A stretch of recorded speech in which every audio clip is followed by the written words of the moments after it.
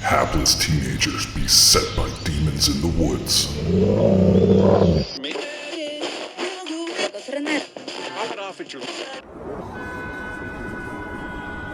A strange new drug that turns art into murder.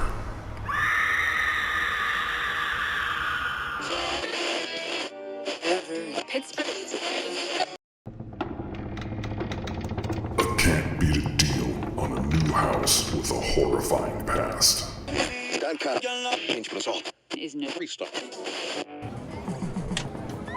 video game that might usher in the apocalypse.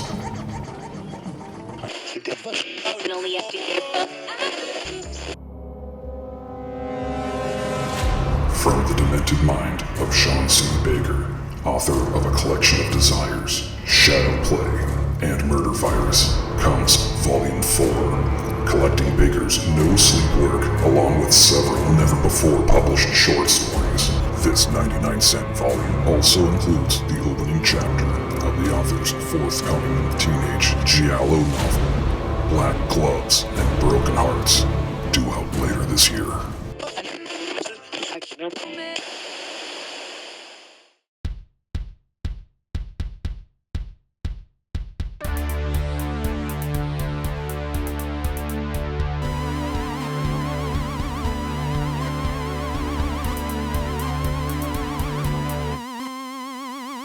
Hello, welcome to another episode of the Horror Vision Horror Podcast. My name is Sean.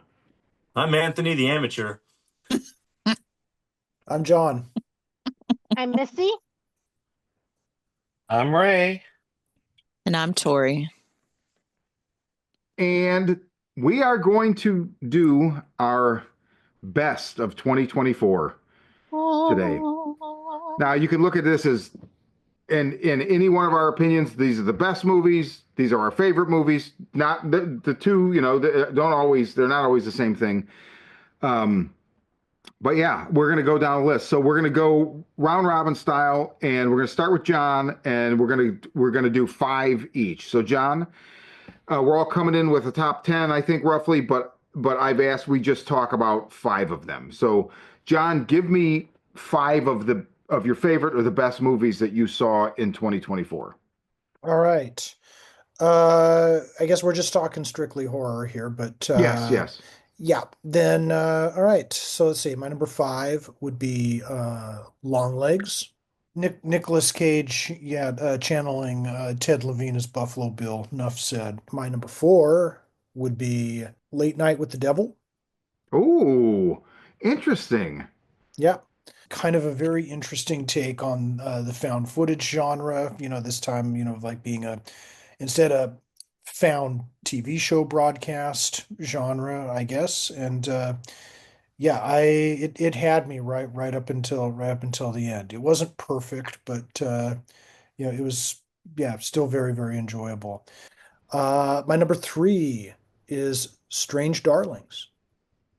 Out of all of them, really, like, the one that was the most pleasant surprise was Strange Darlings. Yeah. I absolutely loved it. I think the structure totally worked. I don't want to say too much for the sake of those who haven't seen the film, or haven't listened to you and Missy's episode on it. But this was just phenomenally well written. My number 2 is Nosferatu, and my number 1 is The Substance. Nosferatu has grown in my head since seeing it, and it's made its way from probably number 3 up to number 2. But it can't take number 1 because, The Substance just was completely mind-blowing with everything from its use of body horror to its Kubrickian visuals and solid acting from Demi Moore and Margaret Qualley. So tell me, with Strange Darling, and we can get into this more because I know it's going to be on other lists as well, but you mentioned the structure totally worked. Were you like me, and when it started and you started to understand what they were doing, I was totally like, oh, this is going to be a disaster at first. I just was like, I don't think this is necessary. And then, an act and a half later, I was like, this is fucking genius. Um, Not really. And the reason why is because I think you and Missy and Miles from this movie Saved My Life. I think did a very good job at managing my expectations around there. Okay. So I just I think I went with the flow. If I had seen it cold, then probably I would have felt that way. Okay. And then Substance, I was going to ask, I don't think we ever talked about this. What theater did you end up seeing it at? Alas, I didn't. It was Mubi where I caught it. Oh, that's right. It's already on Mubi. That's right, because it's a movie produced movie. Yeah. Yeah, Yeah, that's right. Okay. just, everything like kind of like juggling, taking care of the little guy and Hmm. it was end of the semester grading and getting things in gear for a lot of summer uh publication deadlines and stuff like that. I just couldn't wing it in the theater. And Okay. it's a shame. I wish I had, but it was definitely better late than never. I will say, I think maybe keep your eyes open because, with Beyond Fest doing year-round programming for the American Cinematheque, with that movie being what it is and that director now being what she is, I would not doubt that there might be another like they just did. They just announced this Robert Edgers retrospective with him there, all four of his movies. I'm so Um, there. yeah, you got tickets to Nosferatu, right? Yeah, I got Nosferatu. Wanted to see The Witch, but that sold out pretty quickly. But yeah, no, I would not be surprised if they did something similar with The Yeah, Substance, if they haven't already, and it just flew under my radar, maybe. But yeah, that sounds like something they do, and if I can pull it off, then I'd do it. it's worth it. Yeah, I'm sure it is. Nice. Anthony, Hey. give me five of the best motherfuckers that you saw this year in 2024. Well, I have a top 10 and then a two honorable mentions, but I'm just going to give you the back end of the 10 first. If we got time to Okay. go back around to the top five, we'll do that. Number 10 is Imaginary. A lot of people are going to fucking say lynch this man. Um, I've said it before. I think Imaginary serves a purpose and a viewpoint that isn't geared toward any of us here on the show. And I think it's an important film for 2024 because it is a gateway for the next generation to follow into. You know what I mean? Hmm. Um, it's got some pretty cool imagery, and I mean, it's by no means terrifying, but again, it's just one of those things that when you look a little deeper and you see the influence in the film, you can definitely say, wow, um, I would like to know more about where this comes from. And hey, let me open the door to Hellraiser and all these other different cool things that are just beyond those gates. So yeah, so for that, Imaginary is my number 10. Number 9, Abigail. It's a fucking crowd pleaser. Everybody had a Yeah. great time with it. I don't know anybody who said it sucked. I don't know anybody who had a bad time with it. It's just fucking fun. There's plenty of Hmm. splatter in it, plenty of laughs. It's enough to, keep everybody having a good time. And we'll move along to Immaculate because science is evil sometimes. Immaculate was fucking awesome. There's Yeah, some that really ending. fucking hell. Yeah. Immaculate has been overlooked by a lot of folks. Actually, I take that back. There's a lot of folks that say they love it and a lot say they hate it. The folks that say they hate it haven't really given me a really solid reason as to why, but maybe they were looking for something a little more, maybe more gore, maybe, something more terrifying than what they got. But on the same token, at the same token, it's I think it was one of the better films of the year as far as like, its artistic viewpoint. I thought it was fucking rad. It was Uh, really good in its subtlety. Like I thought it was I Yeah. creepy agree. in that way. Well Yeah, said. I agree, and there's enough in there to just again engage you and keep you there. Let's move on to number 7, and this was gonna break into my top 5, and it was in my top 5 at one point during the deliberation phase, and that's Sting. Sting was probably one of the most enjoyable theatrical experiences I had over the last year. We all gave it pretty shining reviews here on the podcast, and it's just unfortunate that it's another one of those films that for some reason just didn't get seen a lot by a lot of folks. And I pushed it on everybody I know, and I tell everybody, go, look, this is going to be one of those ones where, if you're a fan of X, Y, and Z, you're going to love this. But let me shut up about it, because I know I'm the same way. When I get enough movies pushed on me, I'm like, fuck it, I ain't going to watch it now. But it is definitely one of those ones where I say, hey, go take the time and watch it. It is a blast. It's funny. It's, got its jump moments. I myself am afraid of fucking spiders. I'm afraid of two things in life: heights and spiders fuck them. So it's just one of those cool things to see on screen that physically gave me the heebie-jeebies. And number 6, Alien Romulus, which was another one of those movies this year where it was a popcorn flick. John, I know your qualms with the film. I've heard them. We've all heard them. And you're not the only one. I know a lot of folks that said that the movie is very imperfect. I get it. But I mean, anytime I get a chance to go see an Alien film in theaters, I'm happy with. It's just a cultural thing that I'm happy to be a part of. I'm still not a fan, but I will be honest.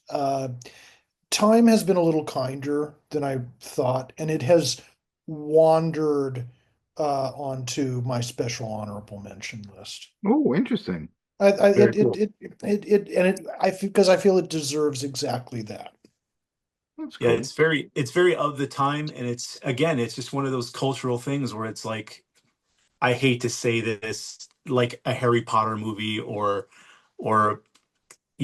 something along those lines, a Lord of the Rings, where it's like, these are important films that, well, not necessarily important, but they're Hey, whoa. just things we should be a part of and just go to enjoy. Again, like, one day you're not going to have Alien films in theaters, and so if you've got something to remember, at least you have this for They're those. cultural touchstones.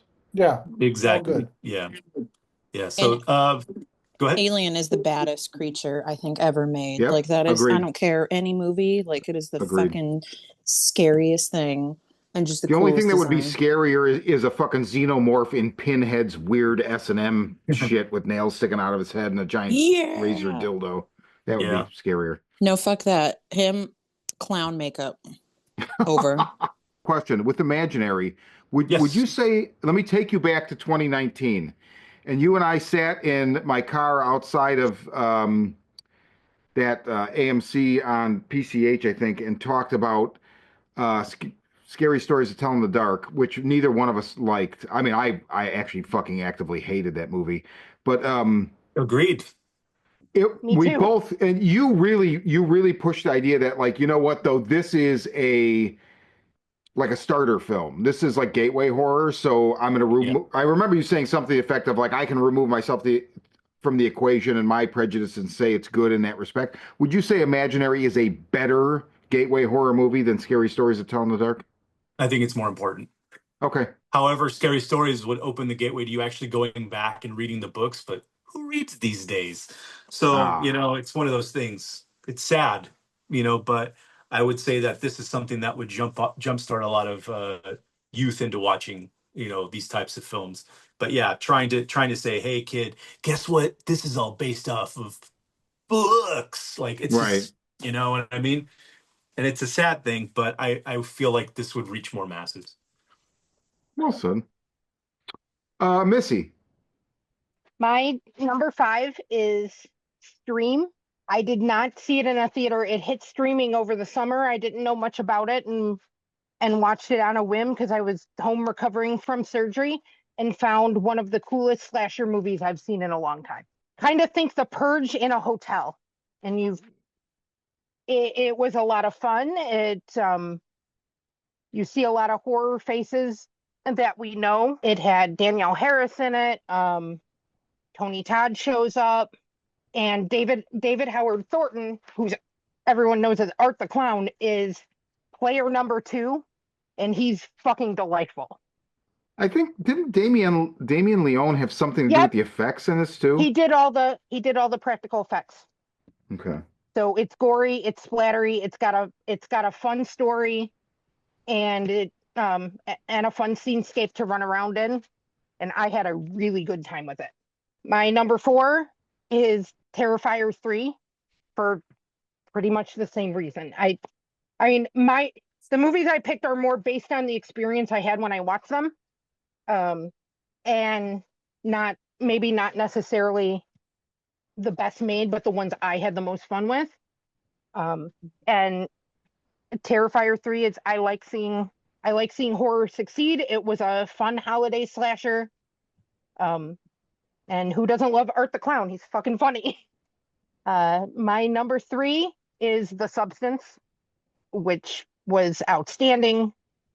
Strong performances, the coolest body horror movie I have seen since I can remember.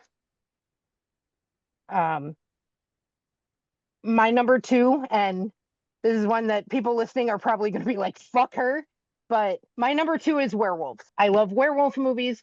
We don't get enough of them.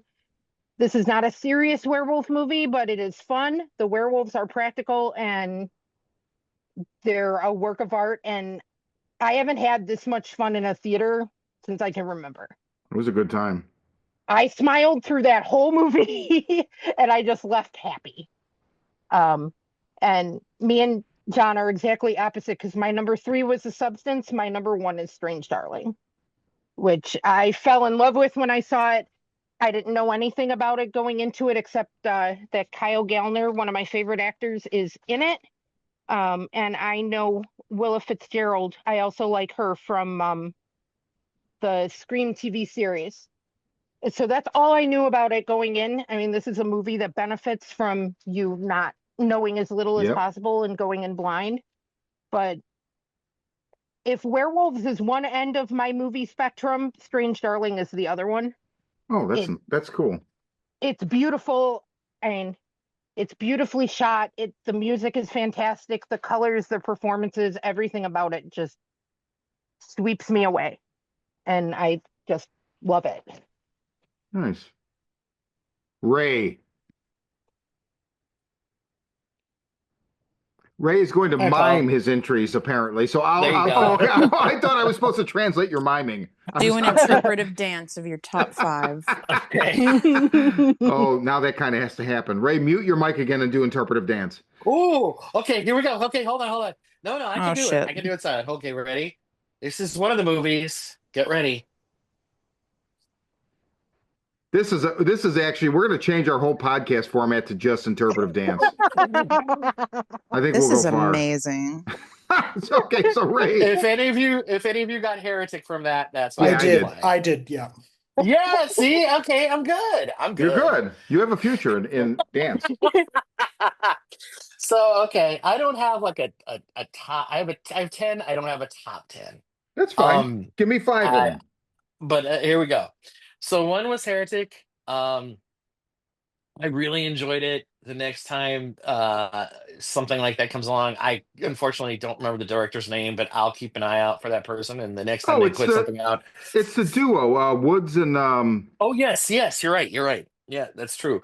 I'm heading out to see it because it surprised me. I kind of knew what it was going in, but then when I got into the theater and sat down and watched it, it was different than I expected.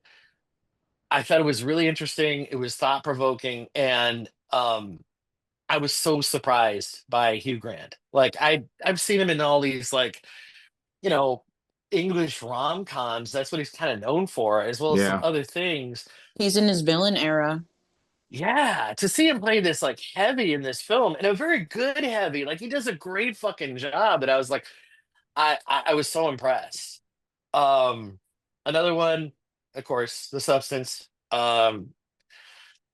It's so good. I have yet to be disappointed by anything that director has put out. It feels like she's so dialed in on the films that she's making, a lot of like identity, especially female identity, and also like there's something about like the film and the way and her style that like I feel like if I hope Crichton's not Crichton. Who am I thinking of? Oh my God. The Fly and Cronenberg. Cronenberg. Cronenberg. Thank you, Crichton. Oh, Cronenberg. how I dare feel you like confuse Michael Crichton with David I Cronenberg? know. Have you ever seen Congo? I apologize, Cronenberg, if you're out there listening. Can you imagine Cronenberg doing 13th Warrior though? Sorry. Wow. Sick. Actually named Eaters of the Dead. Yeah. But if I feel like that's the kind of movie that if Cronenberg saw it, he'd be like, "Ooh, you impressed me." Like it's so good. Like she really masters what has been done before and like does it in a way that like is so impressive. And it like had so many people going to see it. Like it's crazy that an art house horror film like that had people going out and seeing it. Um, I guess sticking with the art house theme, I saw the TV Glow.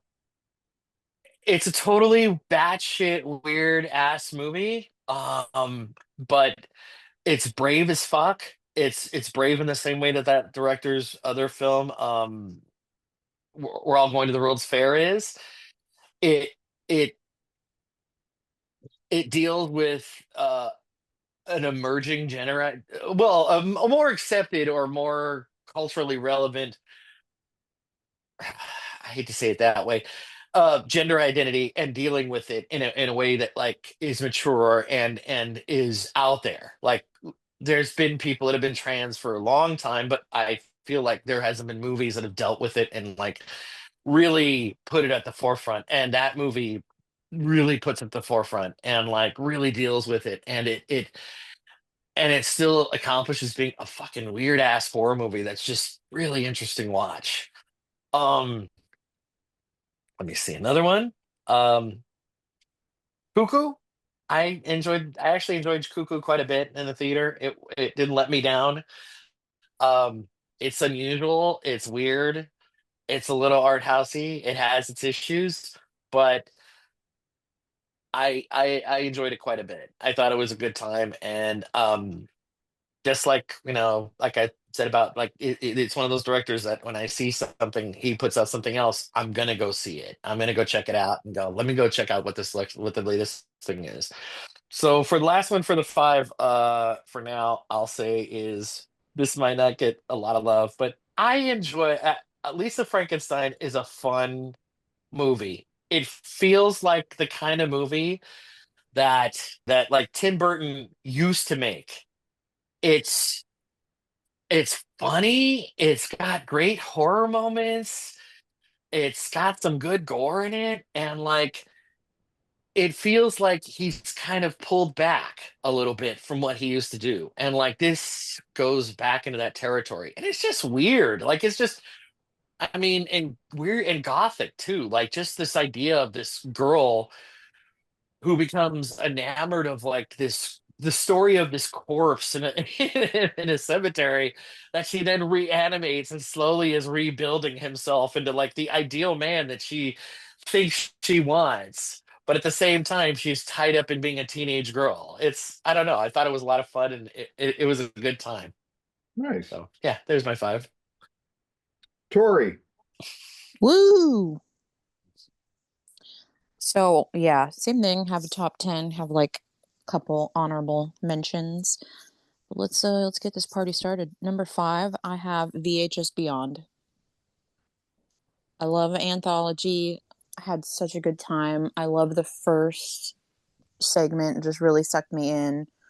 Wraparound was a little bit of a letdown, but I had a really good time. It was a nice comeback for VHS for me because they'd been kind of bumming me out the last couple of years.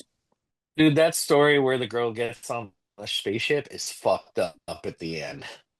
Yeah, that one That's a was. great sequence, but that is fucked up as it keeps going. You're just like, oh no, Oh, stop. yeah. Oh God, it's getting worse. This is terrible. Yeah. I had such a good time. I loved it. It was like gory enough for me, all the stories. I know they had their issues, but I had a fun time watching it.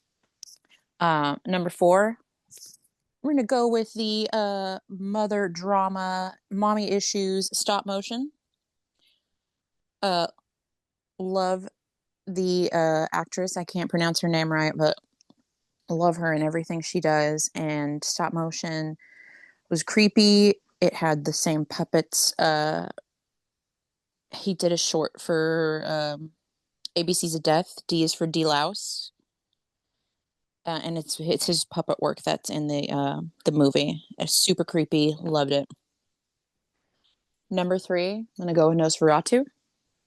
It's beautiful. It's Eggers, so you know it's gonna be this gorgeous, historically accurate piece. And I thought it was a great nod to both of its predecessors. You know, it did nods to both of them. And Skarsgård was amazing. So, number 3. Number 2, got Long Legs. Any movie that can make fucking T-Rex creepy, Yeah. sold. Like, I'm never gonna listen to that band the same again. But that movie genuinely like scared me, and it's been a while since a movie has like creeped me out. It's definitely one too that stayed with me this whole time. But number 1, oh, I love this one. In a Violent Nature. Oh, Fucking loved it. To me, it's like the best of the two things I love. I love a fucking slasher that makes no sense, or you look past a lot of things, you know, and an A24 film. And it's like the best of a slasher and an intelligent horror movie. It was gorgeous. You had this beautiful cinematography as this backdrop to like all of this gore. Amazing. Like, I loved it. I loved the ending. I thought the ending bugged me for a minute, and then I thought about it more. I thought it was perfect. I almost don't want them to make a part 2 because I don't want to know. I'm they are happy. making a sequel, right? That was greenlit, I Yeah. think, right away. Exactly. But I kind of don't want, I mean, I'll go see it, I'll support it, but I'm like, it's great. Just leave it. Wow, that's cool. You guys, wow, really impressed me with the range we're getting here. This is really cool. Ray, it's Brian Woods and Scott Beck did Heretic. Got Bacula? No. Scott Bakula. Detective It's phenomenal. Diamore. I can't say it. So, okay, I'm going to give you my 6 through 10. And I'm eager to build up to 10 like I would be eager to count down to number 1 because I like 10 I just oh okay. 6 is Oddity. Saw it twice in the theater. I love Caveat, and I just thought this was even deeper down that fucking weird Irish spiral of folk horror. But it was a thriller first and foremost. Just I really liked it. I really liked the way the story and the characters and everything were done. It just really impressed me. 7, All You Need Is Death. Our friend Paul Duane. Fucking creepy fucking movie, man. Really creepy. The soundtrack has been just a constant listen all year. I loved it so much. I just realized 2 movies in Ireland. Maybe I should move there. 8, Ryan Kruger's Street Trash. I fucking loved it, and I love the fact that like he came right out and said it early on. Like we have the samples from the New York incident in 1986. Like it's not a fucking remake; it's a fucking sequel. Yes, and I know I get bitchy when people do sequels. Like oh, why so soon? Like Sin City, A Dame to Kill For. But this is just a different thing. Like nobody even thought there was going to be a sequel to Street Trash, and Ryan Kruger just blows me the fuck away. I loved it so much. Fried Berry's the shit too. You should really Yeah, watch I this. rewatched that. Fried I oh. hadn't watched it since Joe Bob did it in like 2019, and I had watched it once before that, so I rewatched it. It's very good. 9, Infested. Sting was on my list for a long time. This is a fucking hard year to make a 10 list, man. Oh my God, was it hard? But Infested was and it came out very shortly after Sting, and I love Sting, the movie, not the performer. But I loved it. But Infested was just like Sting on fucking bath salts, man. It was just fucking crazy, and yeah, it was such a great watch. Bath Salt Sting. That should be his new music project. Maybe, maybe.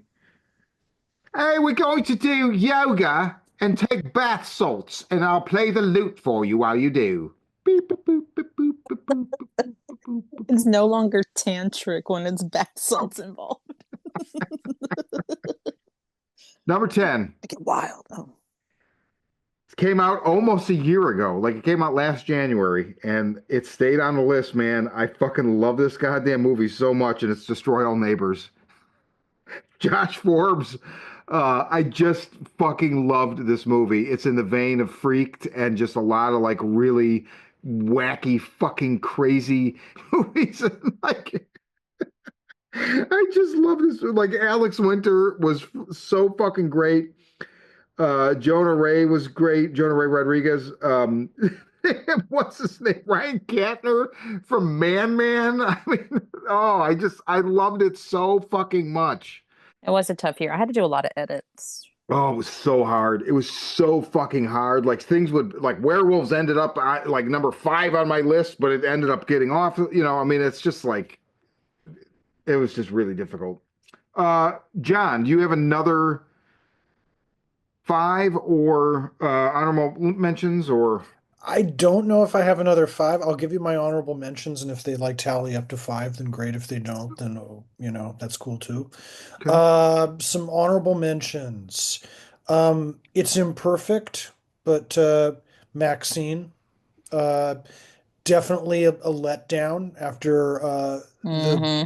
after the magnitude that was Pearl and X, but a lot that I enjoyed about it, nevertheless, and pondered over. It does not have staying power, but enjoyable. Tori, like you, I really liked In a Violent Nature. That was Yeah. that was great. I enjoyed it. Um, I saw the TV Glow. I enjoyed. Um, Heretic, uh, another one, another one that I really quite enjoyed.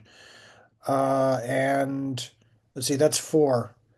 I think I'll just leave it at that, lest you know, Well, you already mentioned Romulus, so talk about that. Talk about that showing up on your list. Like, what happened in your head as you thought about it, or molded over? I mean, there were moments of it that I really liked. I felt like and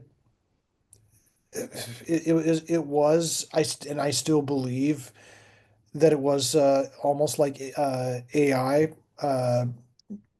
was asked to create an alien film that synthesized all the previous films, including Prometheus. I felt like there were decisions that just totally took a giant dump on the original Ridley Scott film in ways that I thought were egregious. But damned if there weren't some good moments in the film and sequences that I really, really enjoyed. And a little while ago, I received a visit from LA from one of my former Seattle U students, and she was just talking so much about Alien Romulus, and I was like, okay, I want to listen and find out like why you thought it was your favorite film of the year. And it, I was eventually convinced that it was a good time. It was a good roller coaster ride. Is it something I'll buy on DVD? Fuck no. Is it? I was just going to ask that. That was going to be my question. No, no, no, no. I wouldn't buy Maxine for that matter, which is interesting because I have Pearl. But yeah, Maxine, no, I wouldn't. And Alien Romulus, no. In a Violent Way, I probably would. Or sorry, Violent Nature, I probably would. Substance, I probably would, and definitely Nosferatu. But Alien Romulus, yeah, I've come to see what other people see in that film. Will I see it again? Probably not. I mean, maybe, but probably not. Fair. I actually have a question, and that's for John, but just because I know not a lot of people ventured out to see it. Like, how did you feel about personally about I saw the TV glow? Oh, I saw the TV Glow. Yeah, I really loved I saw the TV Glow. And it was one of those films that I saw it. I saw it kind of earlier in the year, and I did not think, and it showed up on one of my lists for this movie saved my life podcast, and I didn't think that it was going to find its way onto my list. I was just like, nah, that's not going to happen, and it eventually did. And as far as like horror goes, if we're, I'm like giving it like an objective horror evaluation. It got bumped off the top five list, but it's still good and still worthy of honorable mentions. Cool. I Awesome. need to see that. That's one that keeps escaping. I keep forgetting about it. 2024 was kind of a weird year. 2023, I think I had some better horror experiences. Anthony, you got another five? No, I got 3 honorable mentions and another 5. The honorable mentions, I'm just gonna name them off real quick. Honorable mention was Terrifier 3. Fun time. You know what you're getting already. Terrifier 3. Other honorable mention was Azrael, or in the UK known as Azrael, the Angel of Death. Samara Weaving, great physical performance. Not the best film, but definitely worth people's time to sit down and watch at least once. And then the newest VHS also. The VHS I had a good time with. Woo! Yeah, steamrolling into my top 5 though for the year. I'll start from number 5, and that was The First Omen because Yeah. Satan. And a lot of people hated it. A lot of people loved it. I thought it had a lot of really cool visual effects to it. Again, big creepy hyena wiener and some other cool shit in it. I liked it a lot. Had a Say good time less. with it.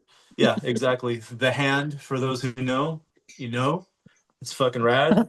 Number 4 was The Substance. It was a great theatrical experience. I mean, everybody here who's spoken about The Substance tonight, I just don't want to retread that because you guys have all said it perfectly. And, it is what it is. It's one of the top of the year. And I'm looking forward to picking that fucker up on 4K as soon as I can. Number 3, Daddy's Head, which was on Shudder this year, just kind of touched me in a couple of places regarding grief. And it's just got some genuinely creepy moments. A beautiful, like, isolated setting. Very well acted. Just all around a solid flick. I know a lot of folks are saying that one's boring. Fuck you.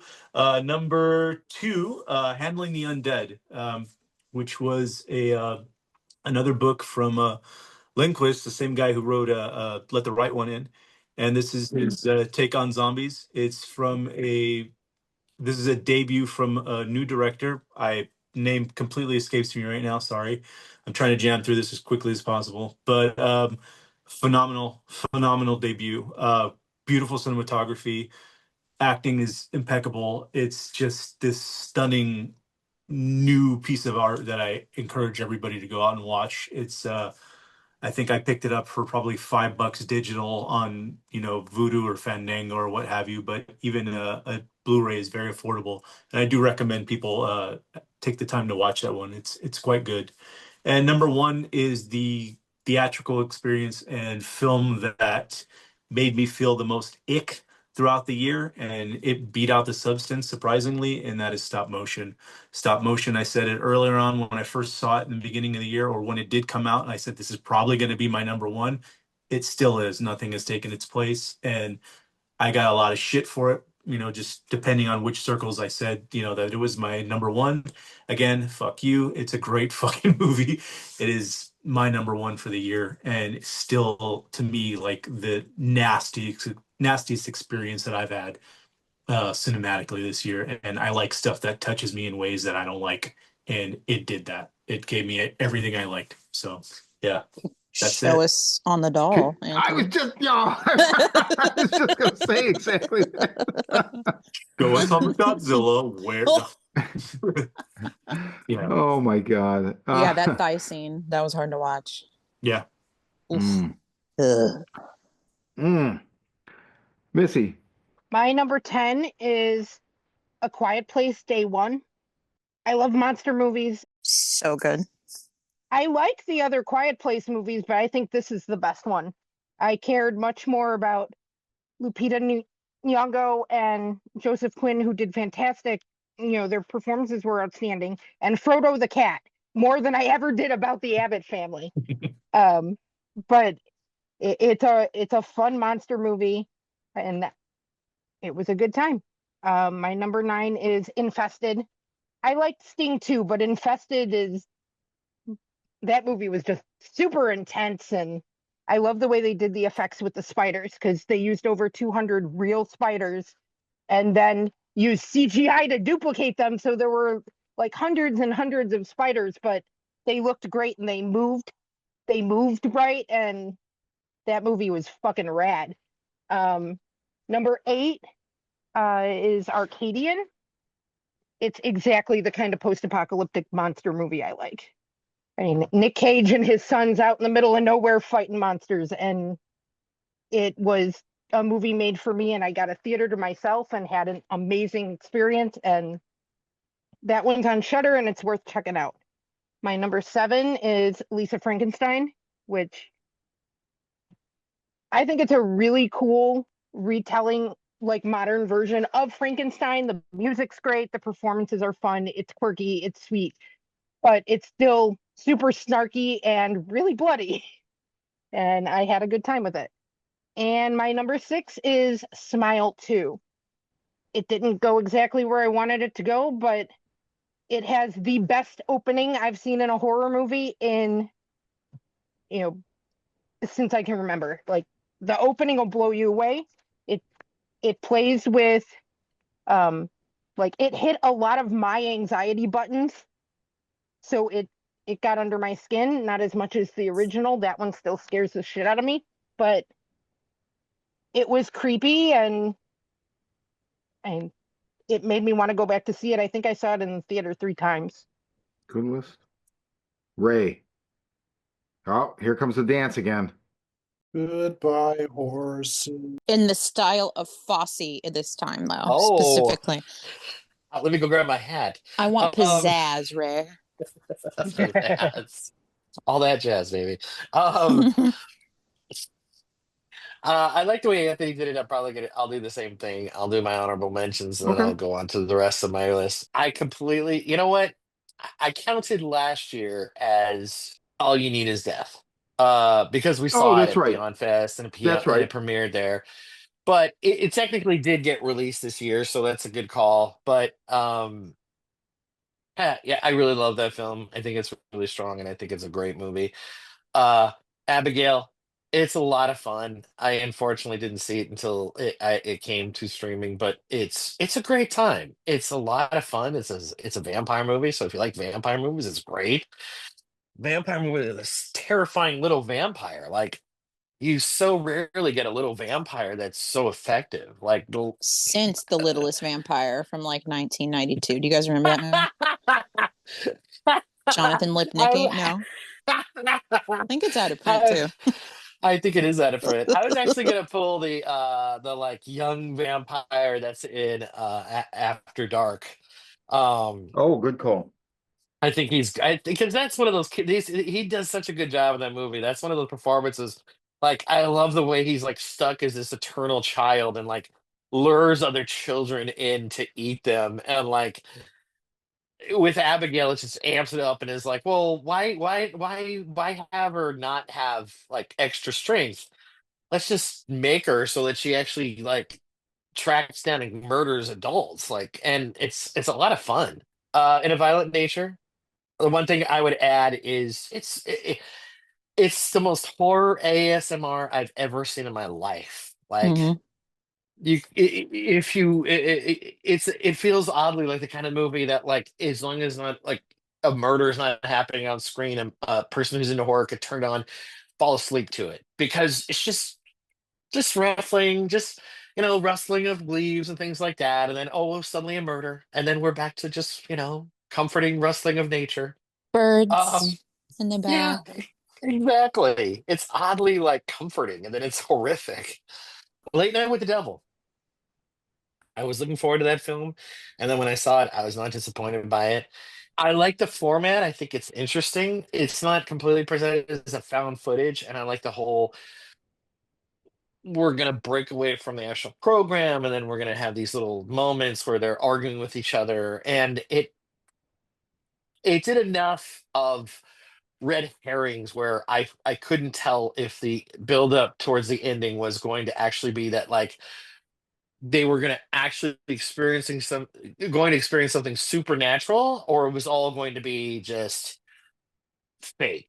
Right. And I like the fact that it kept playing with that. It kept like dancing the line of like, is this going to be bullshit?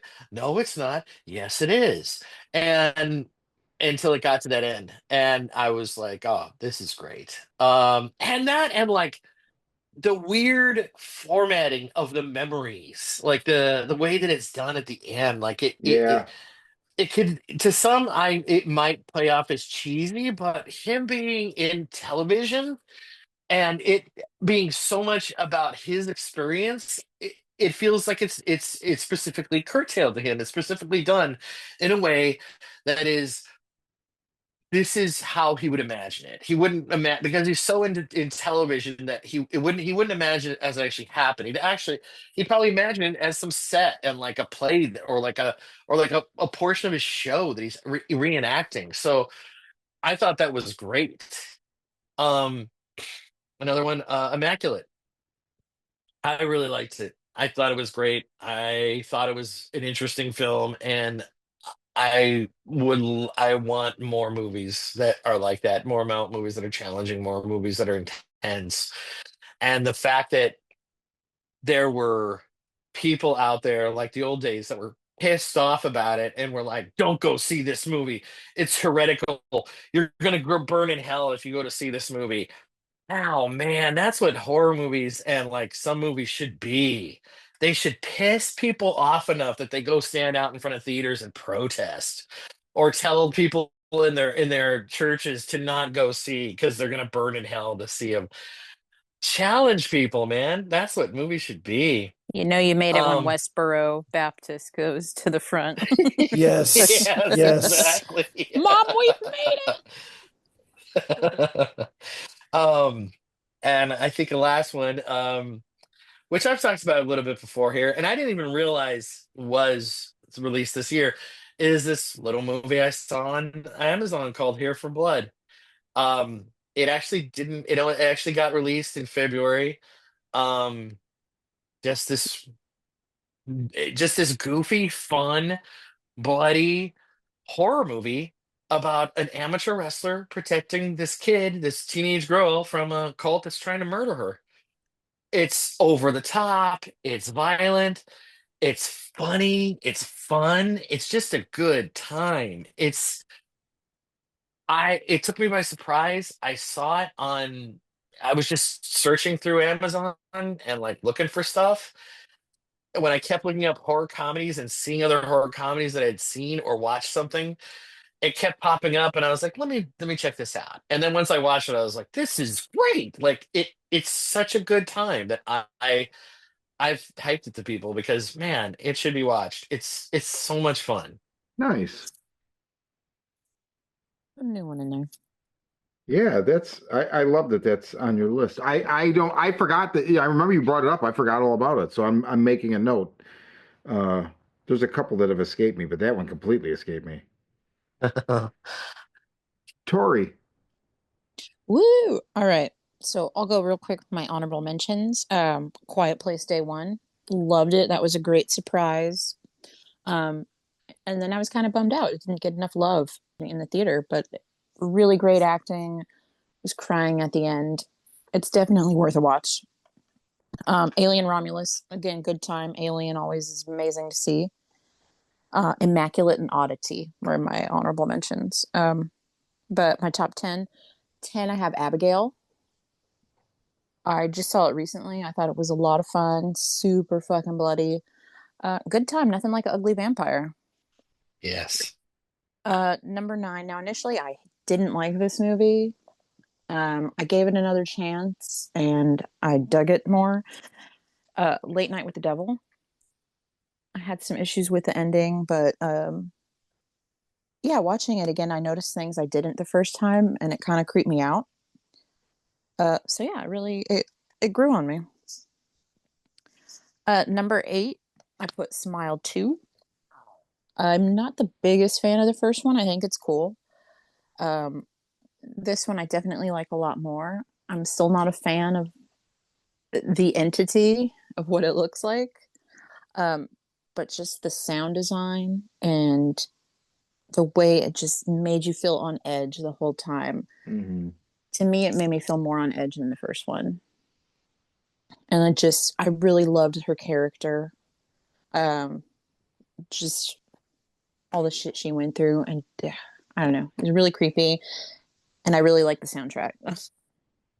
Her songs were really good. 7, I put First Omen.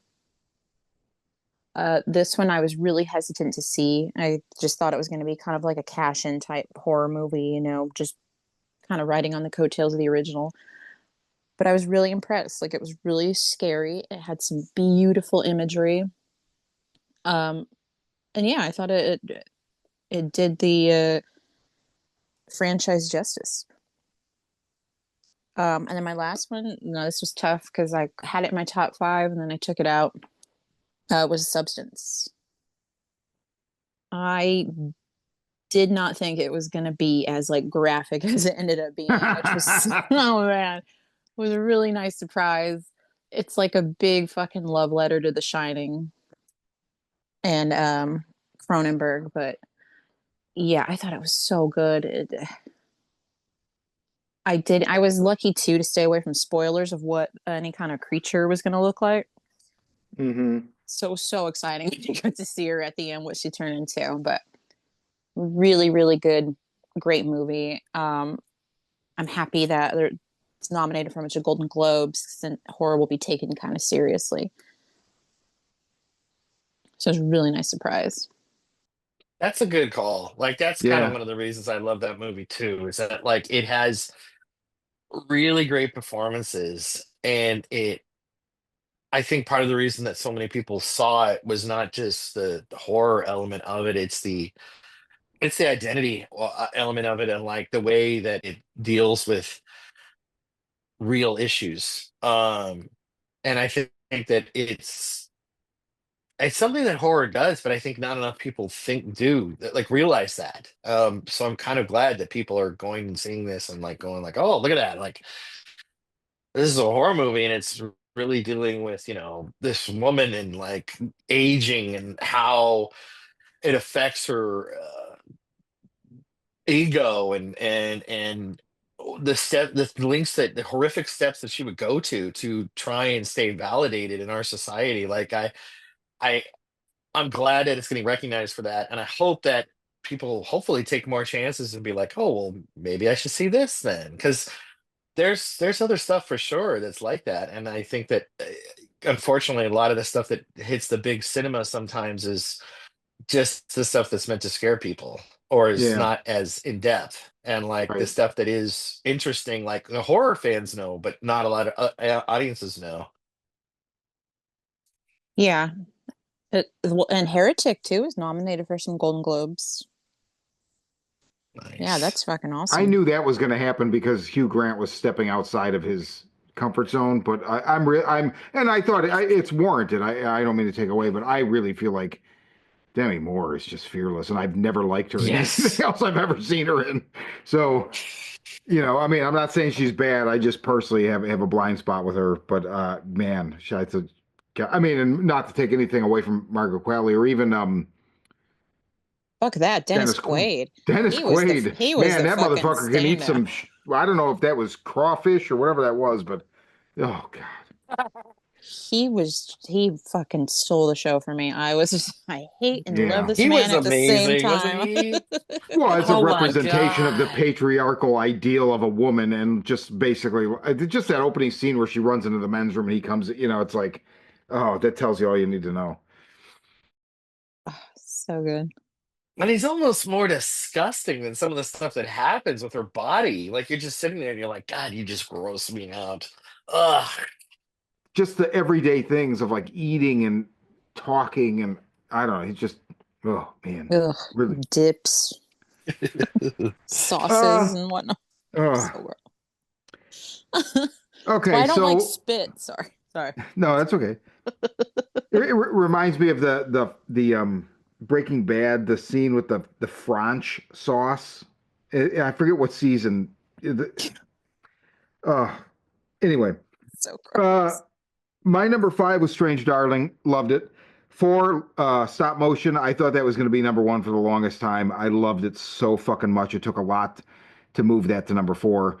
And the first thing that moved it to number 4 was Longlegs. And the thing with Longlegs, I did not like it at all the first time I saw it. I saw it 3 times in the theater and I've watched it once at home. You know, like Mulholland Drive is probably my favorite David Lynch movie, but the most quotable David Lynch movie is Blue Velvet. Well, maybe Twin Peaks as a series is more quotable, but you know, there's just that. It's like there's something fun about having one of those movies, and Longlegs is it's just so fun and quotable. I just adored it. Um, 2, I didn't know that this. I even wanted it in my top 10.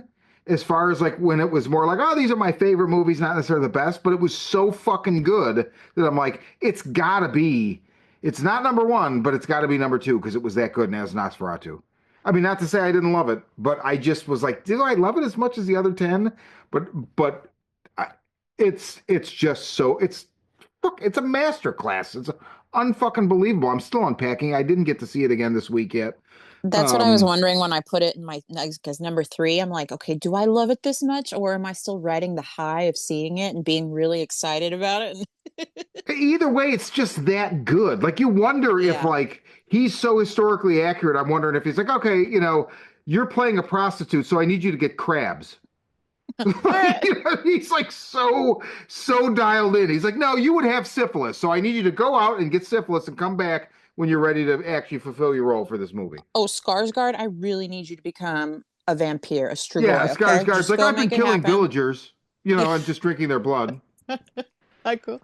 Method acting. It's fine. Method acting, you know. And number 1 was The Substance. I mean, fuck. I pre-ordered the DVD. I don't know if it still is. Anthony gave us a what's up a couple days ago. It was $16.99 on Amazon as a pre-order. The Blu-ray. I can't wait to fucking watch it. It will never recreate the theater experience, even if I turn it as loud as I possibly can, which I will. I would like to mention. It's interesting. I thought of this with John. John, when you were doing your honorable mentions, both Maxine and Alien Romulus, they would be later in my list. Like on Letterboxd, they're like 16, 17. That's egregious. I'm not going to go there. But I'm bringing them up because both of them, like the thing that kills Maxine for me is the ending. Yeah. And I still love it. If you look at the ending weighs heavy in my mind, so it offsets the movie. Yeah, it's 2/3 of a great summer film. Yes, and then it's just not what I wanted. It just seemed so. I was like, there's no way it can be this. It's so obvious. And when it was that, I was like, what? The second theatrical viewing took the edge off that a little bit, but it is just weird how that and Alien Romulus, I fucking loved it. But the hybrid I was just like, I don't know, man. The hybrid and Resurrection is way the fuck better. Yep. It Thank just you. seemed like a weird misstep, and it kind of derailed the movie. I still love both of them. I'm just gonna give my honorable mention to Terrifier 3 because I mean these have I was notoriously not interested in the first one and begrudgingly went to see the second one because I didn't think anybody else was going to see it, and I was like, I somebody's got to talk about this movie. We had a slightly different format back then, and man, he's just come a long way, and it's the only fucking movies that really make me feel like a kid where I'm like walking into this movie like I don't know if I should see this movie. Like I don't know if this is going to stay with me in a bad way. I just man, I see them once. I almost went on Christmas Eve to see it again, but I didn't because I had a family thing. Dude, I, speaking of that, I just have to share this with the group. I should have when I saw this reel on Instagram, I should have sent it to the group. Oh, I know I which one you're talking about. saw. Do you know the one I'm fucking talking about? I Yeah. saw a fucking reel. This was so insane.